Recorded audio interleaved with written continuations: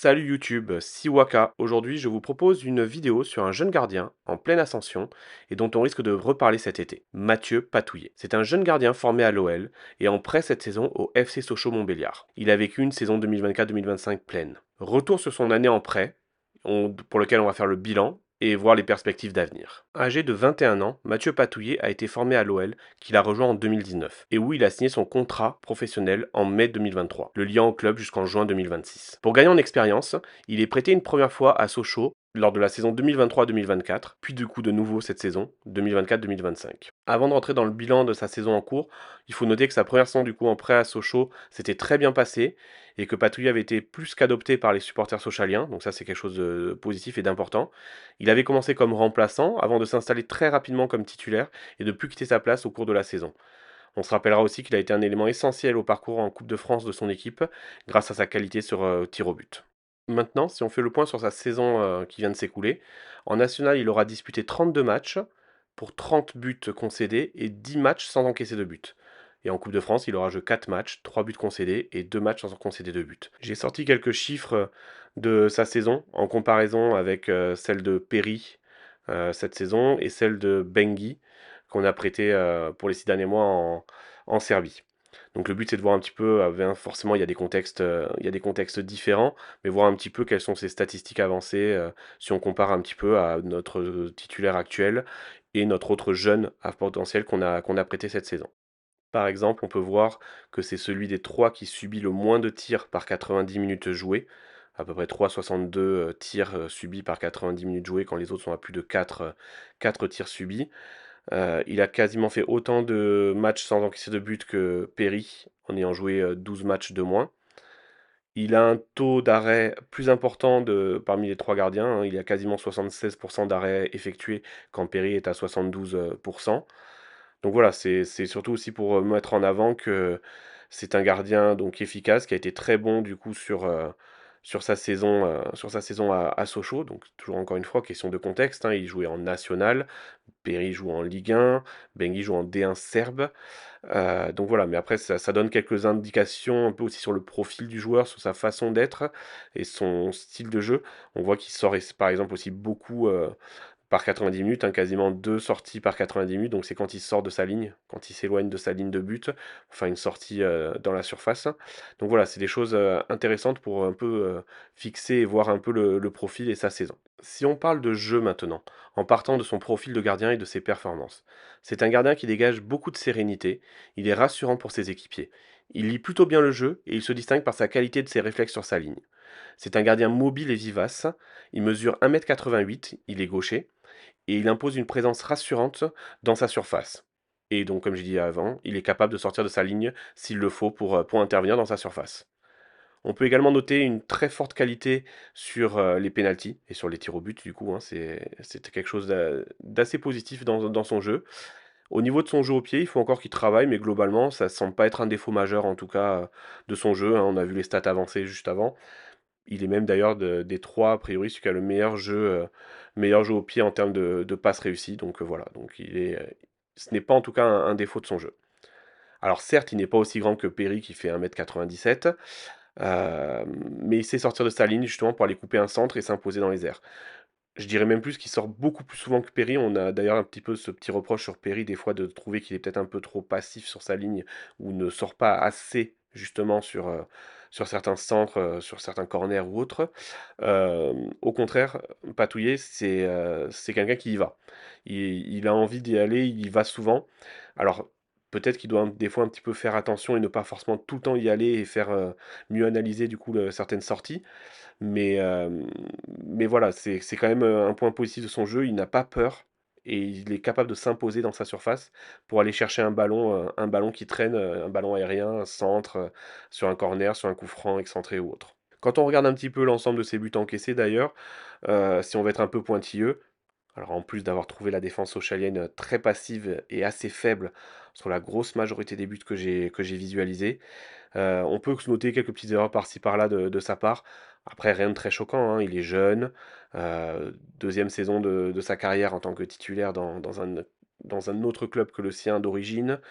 Mais voilà, c'est des choses que je pense que de toute façon, il a déjà dû, lui, de son côté, revoir pour analyser et s'améliorer. Ça va être des fois un petit placement un peu moyen sur un centre, une relance plein axe trop rapide, vouloir sortir justement sur un corner, on a déjà vu aussi ça avec Perry, faire des quelques pas en avant pour sortir et au final revenir en arrière et au moment où le joueur adverse fait sa tête, ben lui, il est en train de revenir en arrière, donc il est plus sur ses appuis pour intervenir. Des ballons des fois repoussés dans l'axe aussi, sur des frappes qui ont amené des buts encaissés ou des situations, pour ses adversaires et aussi des fois sur certains duels et ça c'est, l'exemple que je prendrais, c'est Perry dans ce cas-là, parce que je trouve qu'il s'impose énormément là-dessus. C'est quand il va faire une sortie face à sur un 1 contre 1 avec un adversaire, c'est de peut-être pas encore réussir à avoir la gestuelle, par exemple, que Perry peut avoir et qu'on peut voir vraiment Perry, vous savez, il s'impose, il prend de l'espace, de la place quand il va au duel en 1 contre 1 avec son adversaire. Il prend énormément de place face à son adversaire et c'est peut-être quelque chose que Patouillet, a besoin encore de travailler et s'il revient à l'OL cet été en numéro 2 de Perry, c'est peut-être quelque chose qu'il pourrait apprendre avec Perry d'ailleurs, hein. Voilà, mais en tout cas, c'est un jeune joueur, un jeune gardien. Il n'est pas irréprochable, mais aucun gardien n'est irréprochable de toute façon, hein, qu'importe, hein, même Perry peut faire des erreurs, peut se tromper. Allez, c'est le moment comparaison façon Bernard Lacombe. J'avais déjà comparé précédemment Romain Perret à Thomas Müller, par exemple, dans la vidéo de présentation de Romain Perret. Là, ça se sera peut-être plus aux yeux de tout le monde si je dis ça, mais Patouillet, pour moi, c'est un peu comme le régène de Lloris. Physiquement, ils font la même taille, j'ai été vérifié. Patouillet peut-être un peu plus épais d'ailleurs, un peu plus épais que Lloris. Mais dans le style, la comparaison tient toujours avec les arrêts réflexes, la vitesse d'exécution pour aller au sol. Je trouve qu'il y a vraiment une ressemblance au niveau du style de jeu de Patouillet avec Hugo Lloris. Bon, sinon, au niveau potentiel, je dirais qu'il a les capacités pour moi d'être un très bon gardien à l'avenir et d'être titulaire en Ligue 1. Ça me semble être dans ses axes de progression possible. Si on veut comparer un petit peu avec notre autre gardien prêté, Justin Bengui, qui est lui plus jeune, je dirais que peut-être que Bengui a un plafond plus élevé que Mathieu Patouillet. Maintenant, avoir un plafond plus élevé, ça veut rien dire. Il y a plein d'autres paramètres à prendre en compte, le potentiel, le plafond, on peut ne jamais l'atteindre. Aujourd'hui, si on me demande de faire un choix entre les deux, je mise sur Patouillet parce que des deux, c'est celui qui me semble le plus fiable. Et je parle pas du fait que Patouillet a en plus effectivement 2 années d'expérience en National 2 pour lui, alors que Bengui n'a que pour l'instant 6 mois comme numéro 1 en D1 serbe. Je parle vraiment de fiabilité, c'est-à-dire que au niveau des erreurs directes, et ce que dégage le gardien pour sa défense. L'impression que Patouillet me donne par rapport à Bengui, c'est un peu ça.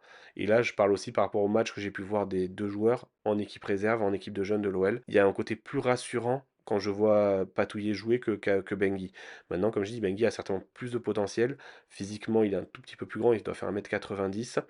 Donc voilà, il y a peut-être d'autres choses aussi sur lesquelles Bengui pourra peut-être évoluer, s'améliorer aussi et devenir et être meilleur que Patouillet. Mais aujourd'hui, en termes de fiabilité, et en plus de ça, en termes forcément de niveau actuel par rapport à ce qu'ils ont comme vécu, je miserais plutôt sur Patouillet. Maintenant, miser sur Patouillet ne veut pas dire en faire un titulaire directement dès cette saison. Pour moi, ce serait un peu trop tôt de passer de Perry à Patouillet. Maintenant, peut-être que la situation du club nous obligera à en passer par là et à devoir faire un tel choix. Si tel est le cas, du coup, comme j'ai dit, ben, je préfère largement voir Patouillet titulaire, par exemple, que de mettre Descamps titulaire. Au niveau du potentiel du jeune, je préfère voir un jeune à potentiel se développer, peut-être faire des erreurs, mais plutôt miser sur lui tout de suite, plutôt que d'avoir un numéro 2 qui était destiné à être simplement numéro 2, être numéro 1 par défaut, parce qu'il est plus âgé, parce qu'il a de l'expérience, ce genre de choses. Voilà, à choisir, si vraiment la situation l'imposait, je mettrais Patouillet en tant que numéro 1. Maintenant, selon moi, c'est pas forcément la priorité et je ne pense pas que ce soit le choix à venir du club dans l'immédiat. Par contre, il y a quelque chose qu'il va falloir régler dès cet été, c'est sa situation contractuelle. Mathieu Patouillet est en fin de contrat en 2026, donc il lui reste 1 an de contrat. Donc s'il veut, ou si le club et le joueur veulent un nouveau prêt, il faudra de toute façon le prolonger encore une fois pour pouvoir procéder à un prêt. J'ai cru lire qu'il voulait partir en prêt en Ligue 2 éventuellement, jouer en Ligue 2 cette saison. Ce serait pour moi une très bonne chose d'avoir le step, de passer de national en Ligue 2. Je pense quand même qu'au vu de ses performances et de ce qu'il a montré sur ses 2 dernières saisons avec Sochaux, il devrait pouvoir trouver un club de Ligue 2 qui lui ferait confiance pendant une saison pour être titulaire. Ça, ce serait pour moi l'idéal, le choix idéal à faire, dans ce cas-là. Maintenant, il y a une autre possibilité, c'est de se dire: «On le place en tant que numéro 2 de Lucas Perry». On lui donne quelques matchs dans la saison, que ce soit déjà pendant la préparation, ensuite peut-être la Coupe de France, quelques matchs d'Europa League, ou de championnat en fonction des éventuelles sélections de Lucas Perry et de quand est-ce qu'il revient ensuite des sélections. Parce qu'on a vu cette année, c'était des fois sur dans certains cas, un peu au dernier moment qu'il revenait. Donc, il pourrait avoir quelques matchs à jouer. Et ensuite, on se dit que ce serait une façon de préparer tranquillement une transition en interne avec Patouillet qui s'entraînerait tous les jours avec Perry pour commencer à apprendre et prendre sa place peut-être à l'avenir. Ça pourrait être une deuxième possibilité. Personnellement, je pense que le joueur, lui, si on lui demande, il préférera peut-être jouer, donc aller peut-être en Ligue 2 plutôt que d'être numéro 2. Et voilà, après ça dépendra forcément du projet qui sera mis en place pour lui, par rapport à ça. Dans tous les cas, nous avons là un futur très bon gardien, posé, avec des qualités très intéressantes, donc une bonne taille dans le sens où c'est pas un petit gardien, et comme il n'est pas trop grand, il a aussi des qualités de vivacité plus importantes, si on peut-être compare par exemple à Lucas Perry. Il a déjà du temps de jeu derrière lui et de l'expérience, plus de 50 matchs en national, pas de gros défauts à gommer, donc c'est du tout bon pour l'avenir, hein, du club. On en reparlera sans doute dans d'autres vidéos, mais le poste de gardien semble plutôt bien gardé en plus à l'OL pour les prochaines saisons avec les jeunes derrière qui poussent également.